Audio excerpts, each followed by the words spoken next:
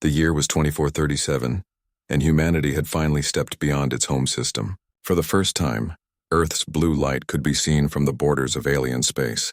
They were the youngest race to join the Galactic Council, a gathering of hundreds of ancient civilizations that had existed for thousands of years. Humans came with excitement, dreams, and endless curiosity. They did not have powerful fleets or ancient weapons like other empires.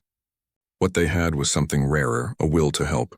They believed in building bridges, not walls. They believed that friendship was stronger than fear. At first, the older species laughed at them. "You humans think the stars are kind," they said. "You will learn soon enough." But humans didn't stop smiling. They offered help in everything, in medical science, energy solutions, and even rebuilding dying worlds. They sent engineers to barren moons to build life domes. They sent doctors to sick colonies. They offered water to those who had none. Then one day, something happened that would test their kindness like never before.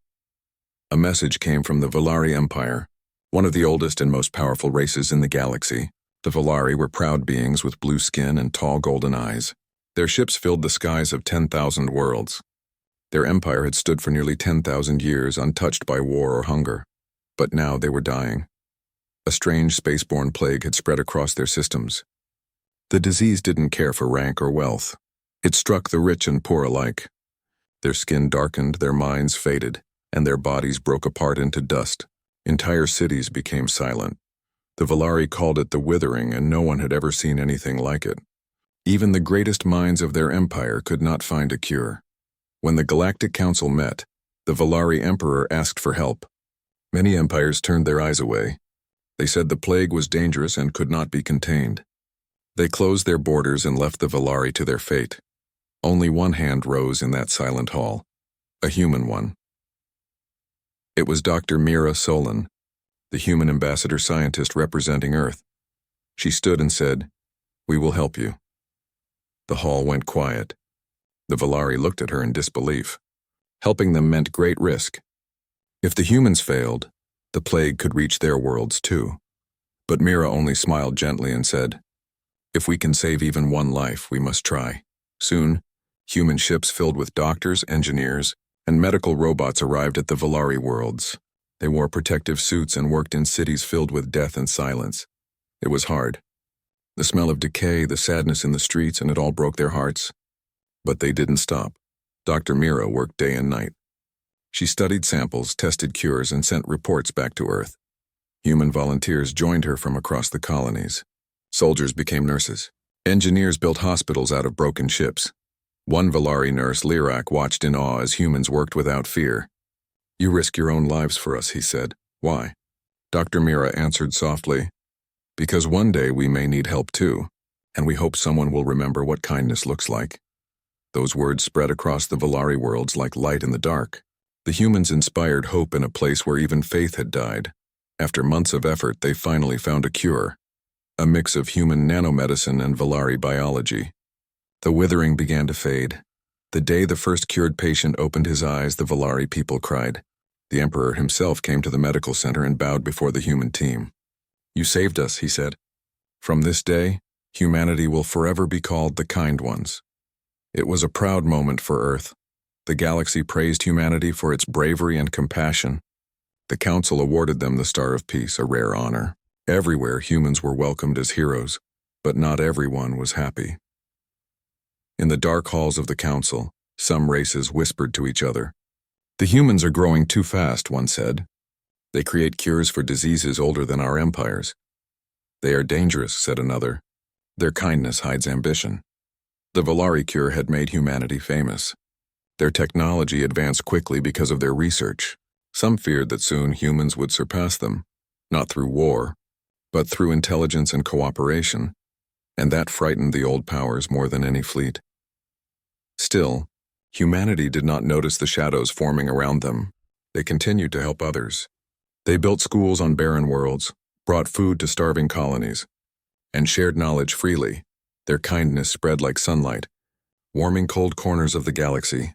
But in secret, a few empires began to plan. 1 year later, a small human colony named Haven 9 sent a distress call. It was a quiet research station near the border of alien space. Unknown disease spreading. many infected. Need assistance, the message said. Humanity reacted immediately. The United Terran Medical Fleet moved toward Haven 9 to help. But when they arrived, they found something horrifying. The disease spreading there was the withering, the same plague they had cured a year ago. But this time it was different. It was stronger, faster, deadlier. Panic spread among the humans. How can this be? Dr. Mira whispered, staring at the data. We destroyed every trace of this virus. She didn't know then that the answer was simple. Someone had released it again. Unknown to her, a few powerful empires had taken samples of the original virus during the Volari outbreak. They had modified it and planted it in the human colony. Their plan was cruel, to make it seem like humanity had created the plague from the start. Within weeks, rumors began to spread across the galaxy. News networks controlled by alien powers reported, evidence found. Humans engineered the withering. Volari plague was a human experiment gone wrong. The same species that had once bowed to humanity now began to turn their backs. The Council demanded answers. Dr. Mira and her team showed their records, their research, their sacrifice. But no one listened. Fear had already taken hold. Human embassies were attacked. Colonies were boycotted. Fleets surrounded human trade routes. The kindness that once united the galaxy was now called a mask for conquest. Dr. Mira stood again in the same hall where she had once promised to help. This time no one met her eyes. She spoke quietly, her voice shaking. We only wanted peace. We only wanted to help. But the Council's answer was cold. Your peace has brought us death.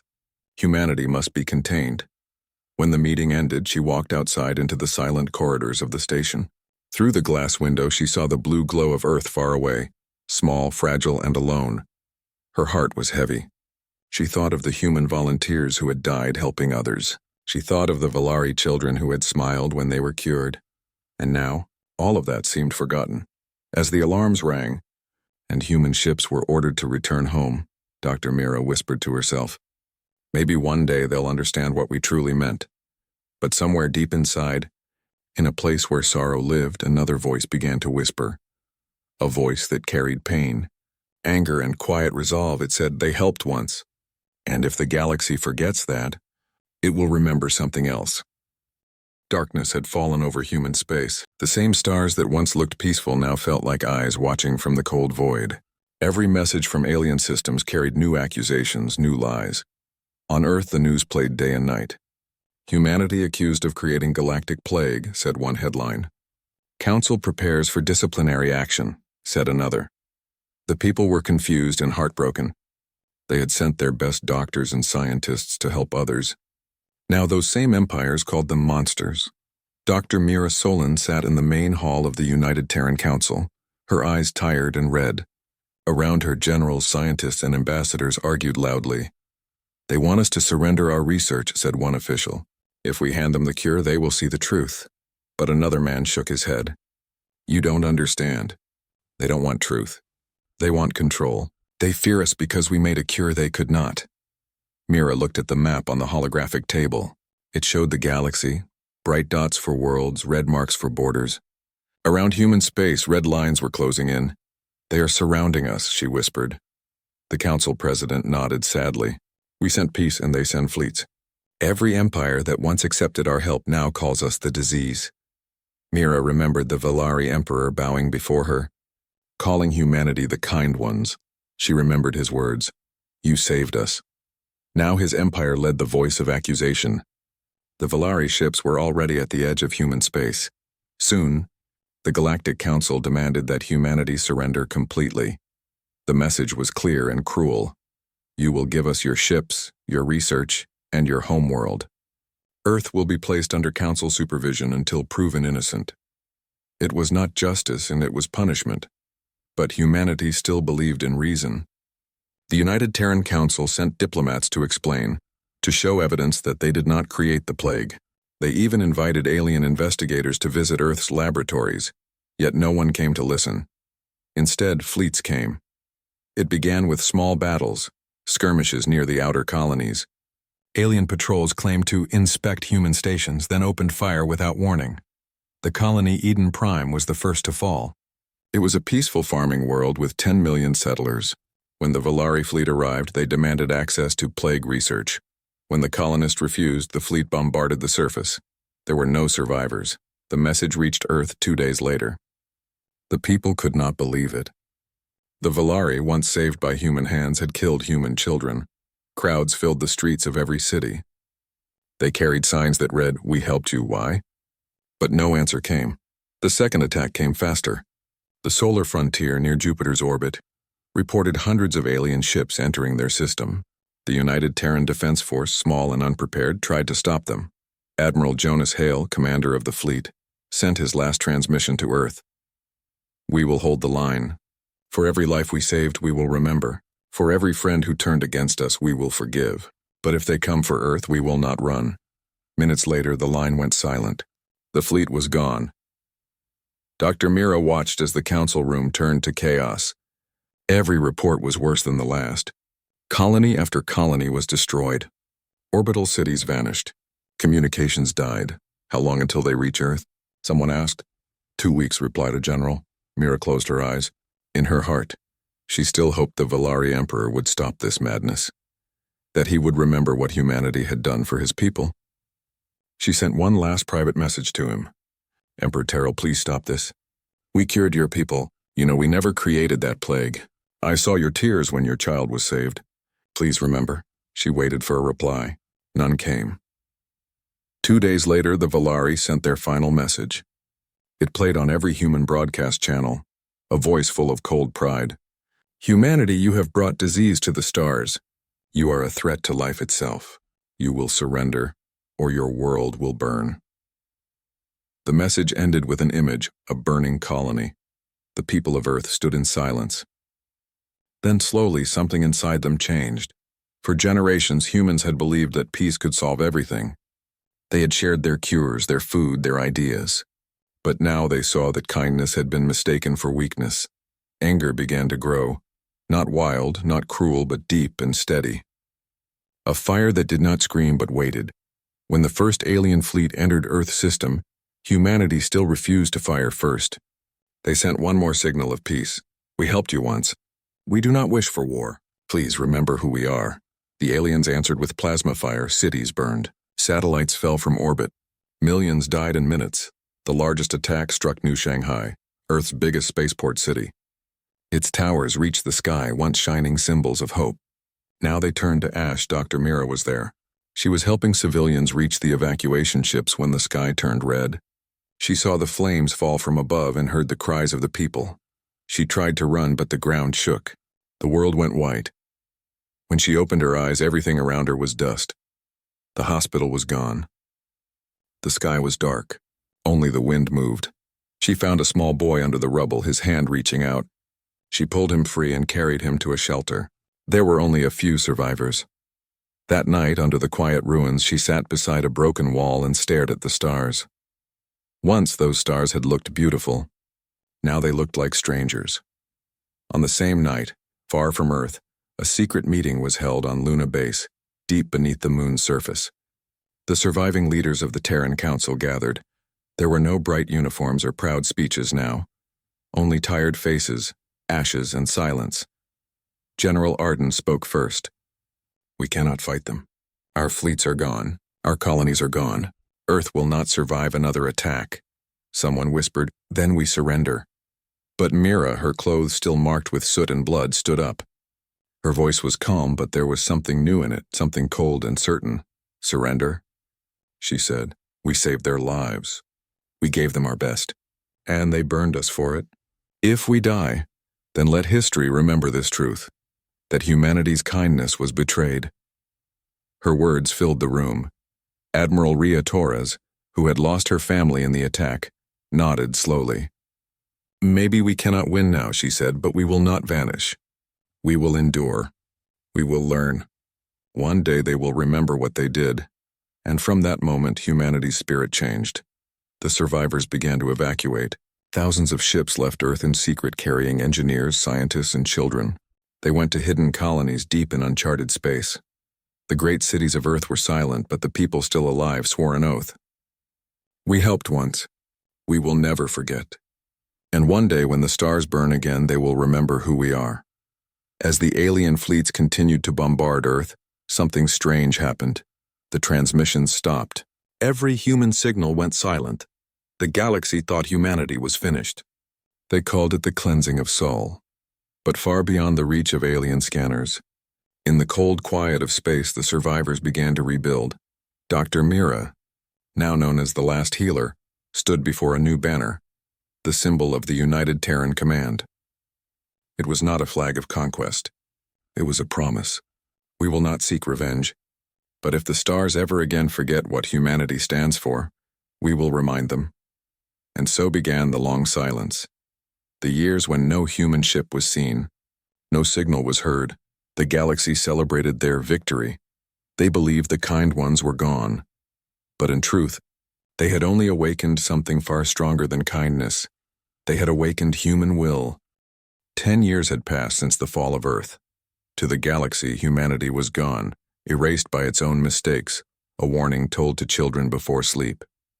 Be careful whom you trust. The humans were clever and they paid the price. In council space, trade routes reopened. Empires that once fought side by side against the human threat returned to their rivalries. The Volari grew richer, the council became proud again, and no one spoke of the blue planet that had burned beneath their fleets. To them, humanity was history. But history has a strange way of returning. Far beyond known space, in the shadows of dying stars, humanity still lived. The survivors had built new homes on distant asteroids, moons, and hidden planets. They called their scattered network the Haven System. There were no grand cities, no open skies. Only bunkers, metal walls, and quiet halls filled with the hum of machines. Life was hard. Many died in the first years, hunger, sickness, cold. But those who remained were not the same as before. They had learned. They had adapted. The kindness that once guided them was still there, but now it was joined by something sharper: discipline. Every person, from child to elder, had a purpose. Some studied alien technology. Others built ships from old wrecks, and many trained in silence, preparing for a day no one spoke of, yet everyone knew would come. They called it simply the return. Dr. Mira Solon was older now. Her hair had turned silver, and deep lines marked her face, but her eyes still held that same steady light. She walked through the command hall of Haven Prime, the largest hidden base. Around her, screens glowed with maps and designs. Status of Project Aegis, she asked. A young engineer, barely 20, stood straight and answered, "Shield systems operational, Doctor. Energy draw stable." "Good," Mira said softly. "And the fleet?" "Still under construction.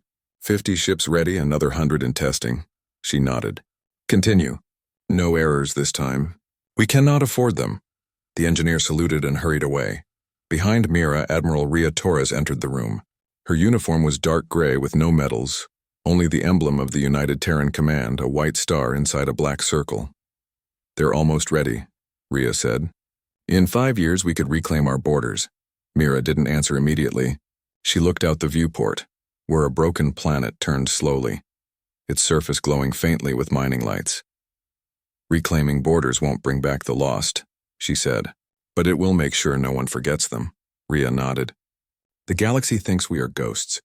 Let them think that. It makes us stronger." The years in hiding had taught humanity patience. They had no allies, no council, no trade, but they had knowledge. And knowledge was power. Scientists studied the wreckage of alien ships they had secretly collected from battle sites. They learned the secrets of Volari engines, the targeting systems of the Krill cannons, the armor alloys of the Drax warships. Every piece of technology was improved, modified, made better. Humans had a strange gift, and they didn't just copy. They evolved everything they touched. The ships of the new human fleet were different from anything seen before. They were quiet, fast, and built for precision. Every hull carried a single mark. Sol remembers. Children born in exile grew up hearing stories of Earth, blue oceans, green forests, and cities that touched the clouds. To them, Earth was not just a lost home. It was a promise. In classrooms deep underground, teachers spoke of courage, not revenge. They told the children, "We helped once. We were betrayed." But that does not make kindness wrong. It only means that next time we must be stronger. And those children listened with wide eyes, dreaming of the stars. One night, Admiral Rhea received a secret signal from a distant sensor post. A small Valari ship had entered uncharted space. It was damaged, its engines failing. The officers gathered around the holographic map. "It's just one ship," said a pilot. "We can let it pass." Rhea shook her head. "No, bring it in. If it sees us, the Council will know we are alive. We can't risk that." The ship was captured silently and brought to Haven Prime's dock. When the airlock opened, everyone froze. Inside, they found a Valari child, weak, starving, and terrified. Dr. Mira rushed forward and lifted the child gently. "It's all right," she whispered. "You're safe now." The boy looked up at her with wide golden eyes. You are human," he said, voice trembling. "But they said humans were gone." Mira smiled sadly. "No, little one. We are still here. Just quieter." Over the next days, the child told them everything. The Valari Empire was falling apart. The plague had returned again, spreading through their worlds faster than before. The new version didn't come from humans this time. It came from their own genetic labs. In their arrogance, they had tried to recreate the cure humanity once made, hoping to sell it for power. But they failed. Now millions were dying again. The galaxy had turned its back on them, afraid of infection. The mighty Valari, once proud and strong, were begging for help, and no one answered. When Admiral Rhea heard this, she looked at Mira. "Do we help them again?" The room went silent. Everyone waited for Mira's answer. She looked tired, but her voice was steady. "No," she said. "Not yet. This time they must face the truth. Let them feel the silence they gave us." Still, the child was not punished. Humanity was not cruel. They gave him food, safety, and a small home inside the base. Sometimes he would sit beside Mira and ask, "Why didn't you fight back when they attacked you?" She would smile faintly and say, "Because sometimes mercy is stronger than anger. But mercy has limits too." And the boy would nod, not fully understanding but feeling the weight behind her words. As years passed, the United Terran Command grew more powerful. Their fleet was complete, thousands of ships hidden across the dark edges of the galaxy. Their technology was unmatched, their soldiers disciplined, but still they waited. Every plan, every weapon, every move was prepared with patience. Humanity would not strike in rage. They would strike with precision, with purpose. Dr. Mira and Admiral Rhea stood in the command chamber one night, watching a projection of the Milky Way. 10 years, Rhea said quietly. 10 years of silence. "The Council thinks we are dust," Mira nodded. "Then let the next 10 remind them what dust can become." She placed her hand on the glowing map. "When the time comes, we will not seek war. We will seek understanding, through strength."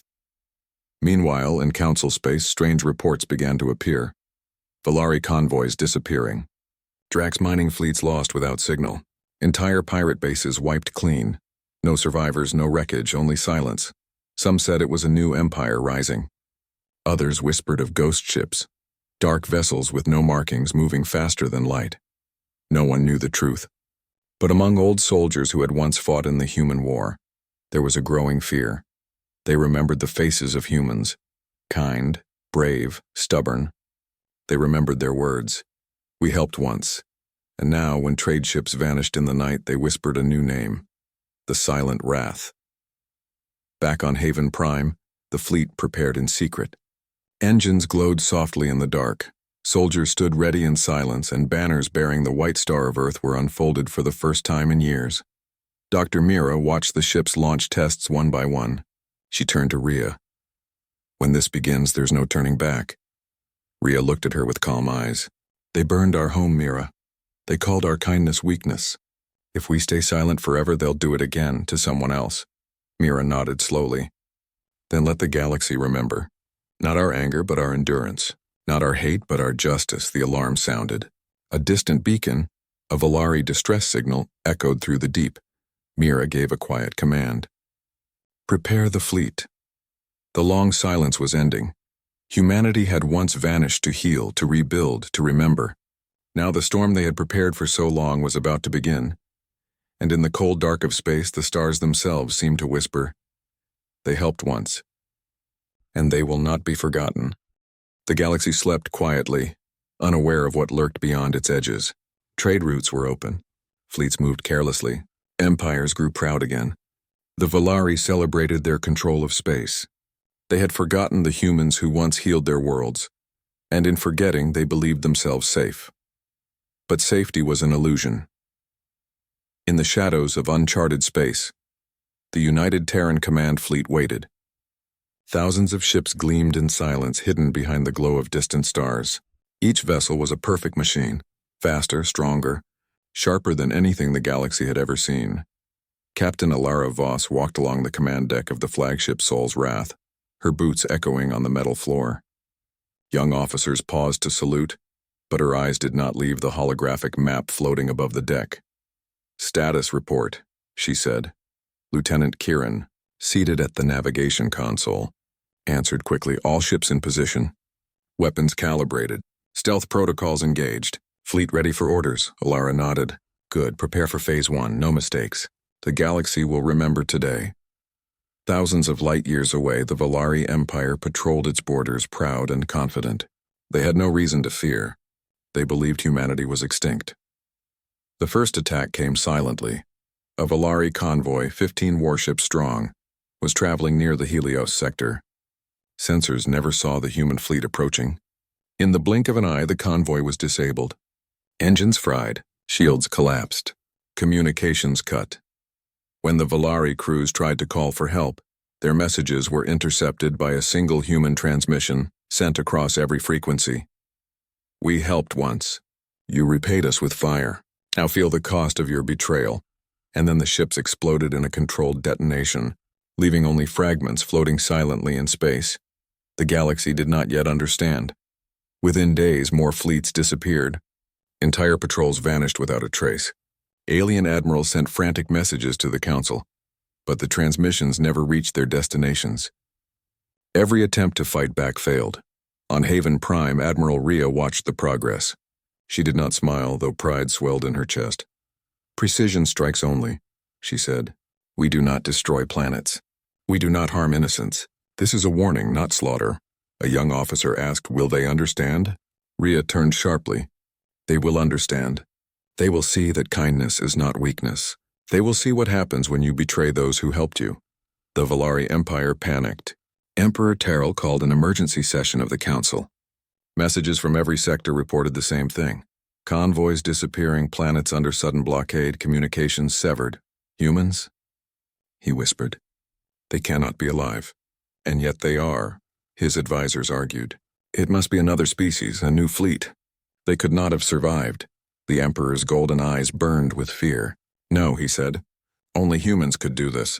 Only humans could wait 10 years and strike with such precision." Meanwhile, human scouts revealed another empire in disarray. The Drax Mining Confederation. Their fleets, scattered and slow, were easy targets. Within a week, several Drax ships had been disabled, their key colonies warned not to interfere. The humans did not fire at planets. Their attacks were surgical, leaving systems intact but showing unmistakable strength. Back on Haven Prime, Dr. Mira Solon observed it all.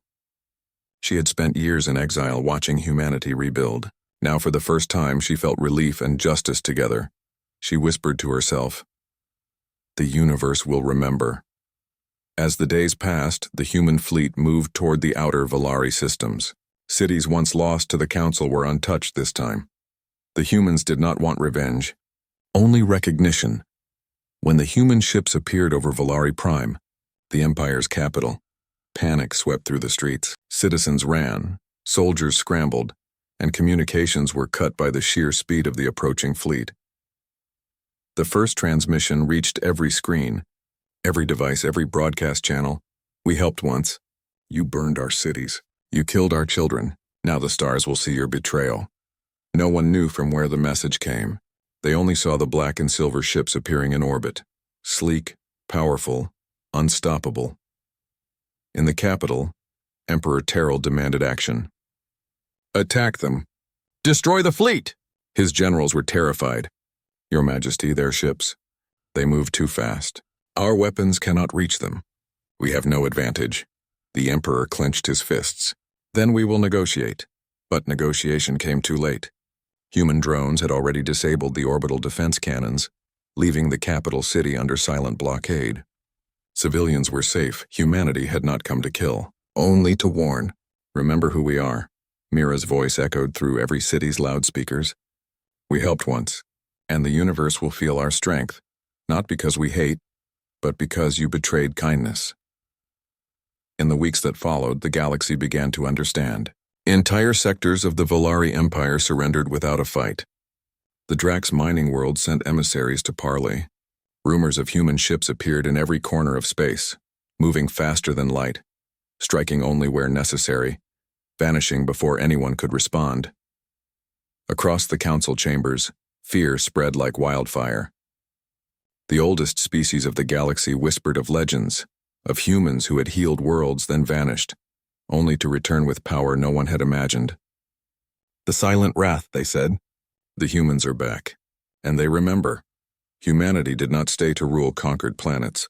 They did not take resources or demand tribute. Their fleets moved like shadows, leaving only one clear message wherever they passed. We helped once. You turned against us. Remember our mercy, and remember our wrath. The stars themselves seemed to tremble under the weight of that message. On Haven Prime, Dr. Mira Solin watched the news from hidden cameras. Across the galaxy, empires were broadcasting apologies, some forced by human presence. She felt a mix of sorrow and pride. Humanity had endured, had rebuilt, and had reminded the galaxy that kindness should never be mistaken for weakness. Ria Torres walked beside her. Do you think it is enough? She asked. Mira looked at her, calm but firm. It is only the beginning. The galaxy has learned that our mercy has limits. They will not forget again. By the end of the first month, 3 major powers, the Volari Empire, the Drax Confederation, and the Northern Krill sectors, had surrendered unconditionally. Every fleet, every city, every colony had broadcast the same message to their citizens. Humanity saved us once. We betrayed them. We were wrong. The galaxy, once proud, now knew humility. In hidden bases, humans repaired their ships, replenished their resources, and prepared for the next stage. They did not celebrate victories. Their purpose was far greater, to ensure the universe never forgot the lesson of betrayal and mercy. As Mira stood on the bridge of Saul's wrath, she looked out at the galaxy she had helped save, now trembling at her people's return. She whispered to herself, "They burned our home. They thought we were gone, but we are still here, and we will always be ready."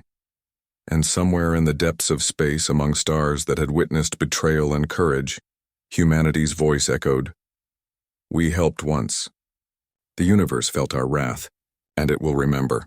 The storm of humanity had begun. The galaxy was quiet now, not because humanity had vanished, but because every empire had learned a lesson they could not forget. The stars were calm, yet they shone with the memory of what had happened, a reminder of courage, patience, and strength. On Haven Prime, Dr. Mira Solin walked along the command deck of the flagship Soul's Wrath, her eyes scanning the holographic map of the galaxy. The fleet had completed its first phase. The major powers had surrendered. No planets were conquered. No lives were taken unnecessarily. Humanity's message had been clear. Betrayal comes at a cost, but mercy remains powerful. Beside her, Admiral Ria Torres studied the reports from the last week. The Volari are broadcasting apologies. The Drax Confederation is reorganizing peacefully. Even the Krill sectors have acknowledged our warning. Mira nodded. They needed to hear it. Not in speeches, not in treaties, but in reality. Humanity helped once, and now the universe remembers what it means to betray kindness. The next days were spent ensuring the galaxy understood fully. Every message, every broadcast, every diplomatic channel received one final communication from humanity. We helped once. You turned against us. You burned our cities. You killed our children. The universe saw our mercy, and now it sees our strength. Never again forget the cost of betrayal. Remember this lesson, and let it guide your future. For the first time, all of the council species, Volari, Drax, Krill, and many others, heard the human voice simultaneously. They heard the voice of every survivor, every soldier, every scientist, and every child who had lived through the darkest days, and for the first time, they realized the true weight of humanity. Far from the center of galactic politics, the humans themselves did not celebrate. They did not hold parades or raise banners. Humanity had survived, yes, but their hearts were heavy with loss. Earth had burned. Millions of children, families, and friends were gone. In a quiet hall on Haven Prime, Mira spoke to the youngest generation of humans, children who had never seen Earth but had grown up hearing its stories. "You may never see the blue oceans or the green forests," she said, her voice gentle. "But know this, the stars are your home now. And the courage, the kindness, the will to help, that is what makes humanity strong. Never let anyone tell you that kindness is weakness, but also never forget that betrayal exists. Remember both. That is the path of humanity." The children listened with wide eyes. Some had tears, some had determination. All of them understood that humanity had survived not just because of power, but because of hope, patience, and unity. As the broadcasts reached their final destination, Mira received a private message from the Valari Emperor, Terrell. The screen flickered and he appeared, much older, humbled, and solemn. "Dr. Solon," he said quietly, "we were wrong. We forgot what you gave us. We saw only our pride, humanity. You were more than we could imagine. I owe you more than words." Mira looked at him, her face calm but sorrowful. "Your words are heard, Emperor. But words alone do not rebuild lives. Actions do. Remember this lesson. Teach it to your children. That is the only way to honor the past." Terrell bowed his head. "We will." And then the connection ended. After weeks of operations, the United Terran Command made its decision. The galaxy had learned. The empires that had once burned human cities now spoke with humility. No one dared to strike at humanity again, not because of fear, but because of respect. And humanity, finally, had a choice. They could rebuild openly, return to the Council, and reclaim their place among the stars. But they did not. Dr. Mira called a meeting of the command. "We will leave the galaxy for now," she said. "We have taught the lesson. We have made our point.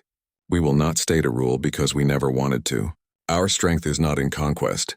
It is in endurance, in courage, in the will to help others and to remember when mercy is betrayed." Admiral Rhea nodded. "We will scatter. Colonies will move to the far edges of uncharted space. Humanity will survive, and the galaxy will carry our message." The Council of Human Leaders agreed, and so a second great migration began, not of fleeing, but of strategic exile, ensuring that humanity could live freely, away from empires that might one day repeat their mistakes. Before departure, Dr. Mira stood on the observation deck of Sol's Wrath and looked at the stars. She remembered Earth, her home, and the people they had lost. She remembered the children who had died in New Shanghai, the volunteers who had given their lives for strangers, the scientists who had stayed behind to cure the Valari. Tears came, but she did not speak. Instead, she whispered a vow. "We helped once. We were betrayed. But humanity will endure. We will always remember, and the universe will too." As the human fleets left the familiar sectors of the galaxy, they sent one final signal, not as a threat, not as a warning, but as a message for all time. Humanity exists not to conquer, not to destroy, but to help, to endure, and to remind the galaxy that kindness is a strength, not a weakness. We helped once. Let the universe remember and let no betrayal go unheeded. The message was received in every system, recorded in every library, and told to every new generation of aliens. Even children far from Earth whispered the story of the humans, the species that helped once, and whose patience and wrath shaped the galaxy. Back on the farthest edges of space, in hidden colonies, humans began new lives. Cities rose from asteroid fields. Farms grew beneath domed skies, and children laughed under artificial suns. They were humans still, curious, brave, and kind. But they were also vigilant. They had learned the cost of trust, the price of mercy, and the value of endurance. Every child was taught, the galaxy may betray you, but do not betray your own principles. Help when you can. Protect when you must. And remember, humanity always endures. Years later, when alien historians tried to record the events of the Terran War, they wrote carefully, "Once, humans helped the galaxy. They were betrayed, and they returned, not with hatred, but with a lesson. Their wrath was precise. Their mercy was true. The universe has never seen a species like them, and perhaps never will again." And in the quiet corners of space, Far beyond council eyes, humans continued to live, to explore, and to grow, always hidden, always ready, always proud to be human. For the galaxy had learned the hardest lesson: never mistake kindness for weakness. For once the humans helped, and the universe still remembers their wrath.